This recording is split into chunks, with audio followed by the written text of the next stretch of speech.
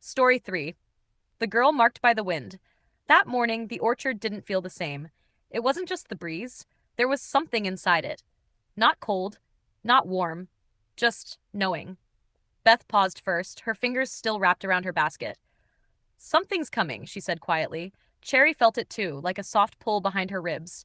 Not something, she whispered. Someone. Poppy spun toward the edge of the orchard, already moving. Well, then we shouldn't keep her waiting. Anna followed steadily, putting Pop close behind, humming low and thoughtful. Little Dumpling was carried gently along, her gaze fixed ahead as if she already understood.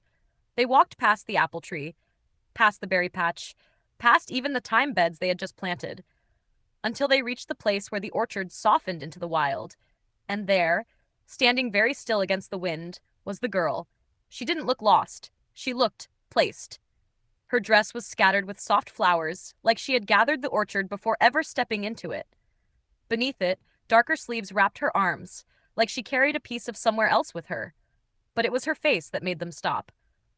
Tiny dotted lines. Careful markings. A path drawn straight down the center, with quiet patterns branching out across her cheeks and eyes, like something had traced her journey onto her. Poppy whispered, "Oh." Anna stepped forward, gentle as always. "Hello," she said. "Do you need help?" The girl lifted her eyes. They were clear, steady, watching. "No," she said softly. "I followed the wind." Cherry tilted her head, studying the markings. "Did it do that to you?" The girl touched her cheek lightly, as if she had forgotten they were there. "It didn't do them," she said. "It left them." Beth's voice was quieter now.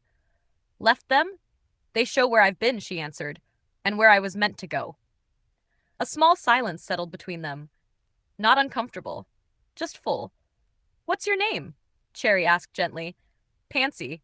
The name seemed to root itself instantly, like it had always belonged there. Pudding Pop gave a soft hum of approval. Little Dumpling leaned forward, eyes wide, as if memorizing every detail. Poppy smiled brightly. "You look like you belong in the flowers already." Pansy glanced down at her dress, brushing the fabric lightly.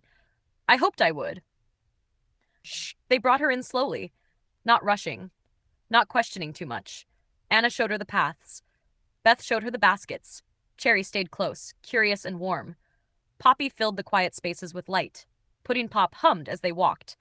Little Dumpling simply watched and accepted. When they reached the garden beds, Beth knelt. "We're planting thyme," she said. "Would you like to help?" Pansy lowered herself to the earth without hesitation. Her hands moved carefully, pressing each tiny seed into the soil, not just placing them, but settling them, like she understood how to help something stay. As she worked, the breeze returned. It moved around her differently than before, slower, softer, like it had finished its job. Anna noticed. "You don't have to follow it anymore," she said.